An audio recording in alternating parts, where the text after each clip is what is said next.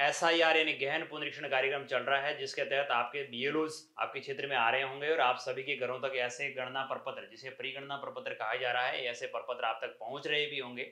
तो जब अपने पास प्रपत्र बीएलओज दे करके जाते हैं, आपको उसको भर करके कंप्लीट करके वापस बीएलओज को जमा करवाने होते हैं।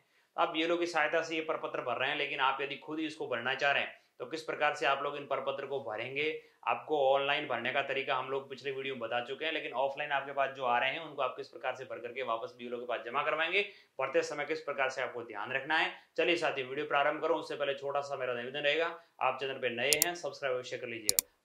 आप सभी तक साथियों ऐसा गणना प्रपत्र पहुंच रहा होगा। सबसे ऊपर लिखा है भारत निर्वाचन आयोग परिगणना प्रपत्र, यानी न्यूमरेशन फॉर्म आपके पास पहुंचा है। इसमें आपके बीएलओ का नाम और उनका कॉन्टैक्ट नंबर भी लिखा हुआ है।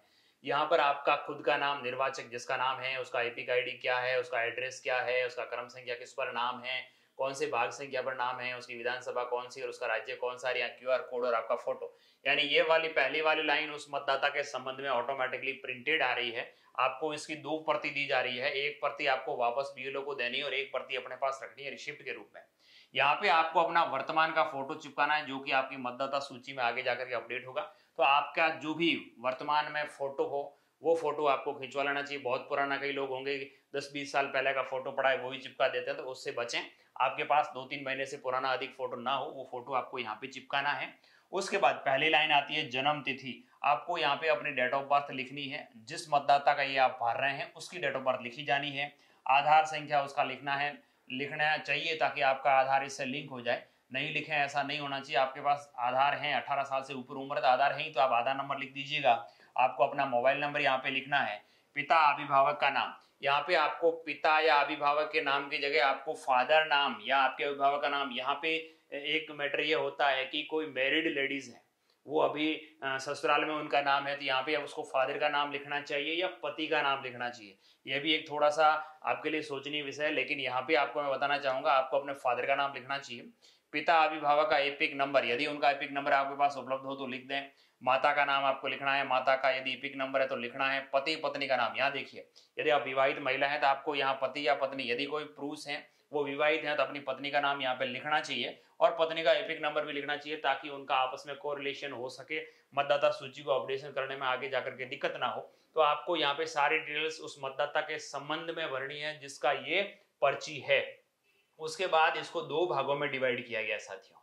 2 भाग ये है, एक इधर वाला भाग और एक इधर वाला भाग। आपको कंफ्यूजन ये होता है कि हम लोगों को कौन सा भाग भरना है, तो आपको ये ध्यान रखना है ये भाग 2 तरह के लोगों के लिए है। एक व्यक्ति ऐसा जिसका एसआईआर 2002 या 2003 जब भी जिस स्टेट में हुई, पिछली बार जब गहन पुनरीक्षण कार्यक्रम चला उस समय जिनका नाम है उनको तो ये भाग नंबर 1 भरना है। उस समय जिनका नाम नहीं था, यानी जिनकी उम्र फिलहाल 40 साल से कम है, उनको ये नहीं भरना है। जिनकी 40 साल से अधिक है उनके लिए ये लागू होने वाला है। और जिनका साथियों नहीं था उस समय नाम, लेकिन उसके परिवार के किसी सदस्य का नाम पुरानी एसआईआर में है, तो उनको ये फॉर्म भरना है। पहले इस पे चर्चा करते हैं, जिनका नाम एसआईआर 2002 वाली या पुरानी एसआईआर में नाम था, तो उसके लिए निर्वाचक का नाम आपको अपना खुद का नाम लिखना रहेगा। एपिक नंबर आपके हैं तो लिखना है। रिश्तेदार का नाम आपके माता पिता दादा दादी किसी का भी नाम लिख सकते हैं, उससे उनके साथ आपका क्या रिश्ता है। उसके बाद आपको अपना जिला, आपका राज्य, विधानसभा निर्वाचन क्षेत्र का नाम। यहाँ पे आपको विधानसभा निर्वाचन क्षेत्र का नाम आपको वो लिखना है जो 2002 वाला, अभी वाला नहीं। कईयों के हो सकता है 2008 के अंदर जब इधर उधर हुए थे, कुछ विधानसभाएं इधर से इधर बनी थी, कईयों में ग्राम पंचायत यहाँ से यहाँ जोड़ी गई थी, तो आपका हो सकता है उस समय किसी अन्य विधानसभा में नाम था। तो आपको 2002 वाला जो एसआईआर हुआ या 2003-04 में जब भी एसआईआर पुराना हुआ, उस समय आपका कौन सी विधानसभा में नाम था, उस विधानसभा का नाम यहाँ पे लिखना है। उसका निर्वाचन क्षेत्र संख्या, यानी आपका उस निर्वाचन क्षेत्र संख्या क्या थी, जैसे 147, 170, 120, 25, जो भी निर्वाचन क्षेत्र संख्या थी वो लिखनी है। उस समय आपका भाग संख्या क्या थी और उस भाग संख्या की जो वोटर लिस्ट आएगी उस वोटर लिस्ट के अंदर किस क्रम संख्या पर आपका नाम दर्ज है, ये इस तरह से आपको भरना है। एक बार पुनः बता दूं, या निर्वाचक का नाम आपको खुद का नाम लिखना है जिसका पर्ची भर रहे हैं, एपिक नंबर आपके खुद के लिखने हैं, रिश्तेदार का नाम यानी आपके जिनका भर रहे हो उसके मदर फादर दादा दादी चारों में से इसका नाम लिखना है।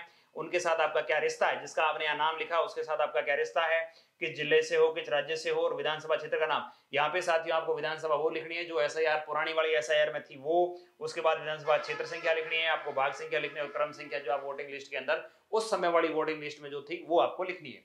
अब ये पार्ट नंबर 2 जिसके लिए भरा जाना है वो व्यक्ति जिसका नाम SIR 2002 वाली या 3 वाली में नहीं था, उनको ये भरना है। उनके लिए क्या होगा, यहाँ पे नाम उनके रिश्तेदार का लिखा जाना है, खुद का नहीं लिखा जाना है। जिसका भी नाम आपके परिवार के माता पिता दादा दादी इन चारों में से जिसका भी नाम पुराने वाली SIR में है उसका डाटा यहाँ पे भरना है, ताकि आपका वेरिफिकेशन हो सके कि वास्तव में ये उसी का रिश्तेदार है या उसी की संतान है।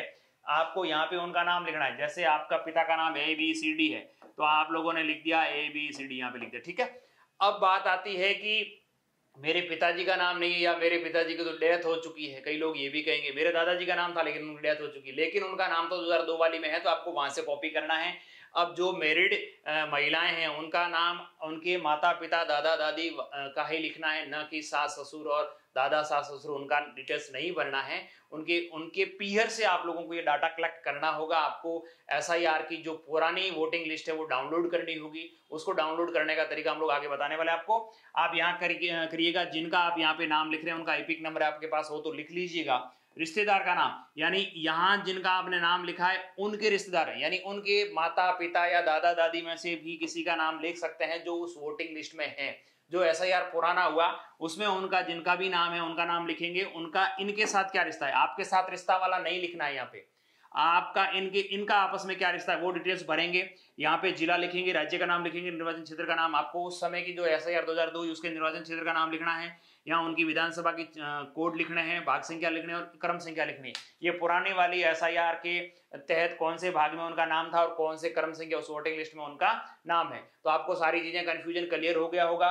यहाँ पे आपको अपने रिश्तेदार का जिसके तहत आप लोग इसको लिंक करना चाह रहे हैं, आप पुरानी डिटेल्स को लेना चाह रहे हैं, विवाहित महिलाओं के लिए मैं पुनः बताना चाहूंगा, आपको अपने पीयर से ये डाटा कलेक्ट करने होंगे, वहीं से उनके SIR का डाटा मिलेगा और यहाँ से मैपिंग होगी। तो ये 2 पेज का फॉर्म है, एक आगे और पीछे दोनों तरफ लिखे हुए हैं। पीछे की तरफ इंस्ट्रक्शंस है, आगे की तरफ आपको ये फिलअप करना है। जिनका ये भर रहे हो उनको ये नहीं भरना है, जिनका ये भर रहे हैं उनके लिए ये नहीं भरना, दोनों में से एक भाग भरा जाएगा, ठीक है साथियों। अब क्या होगा, आगे की बात अपन करते हैं कि वोटिंग लिस्ट में हम भाग संख्या क्रम संख्या कहाँ से पता करें। आप हो सकता है वहां के BLO से संपर्क कर सकते हैं, या फिर आप लोग ऑनलाइन जो वोटर्स हेल्पलाइन ऐप है उस पर भी मिल जाएगी आपको ये SIR की पुरानी वाली वोटिंग लिस्ट, या फिर आप लोग गूगल पर जाकर के सर्च करके लिख सकते हैं। जैसे अपन आगे बताने वाले हैं आपको किस प्रकार से आपको इस चीज को सर्च करना है। ये सारी प्रक्रियाएं करके आपको आवेदन फॉर्म BLOs के पास जमा करवा देना है। BLO जिसको ऑनलाइन कर देंगे। जिन साथियों का डाटा सही है वो ऑनलाइन करने की प्रक्रिया जानना चाह रहे थे, हमने वीडियो को लिंक डिस्क्रिप्शन में डाल रखी है, आप वहां से उस वीडियो को देखते हुए खुद ही ऑनलाइन कर सकते हैं साथियों। एक बार पुनः सभी साथियों का बहुत बहुत धन्यवाद।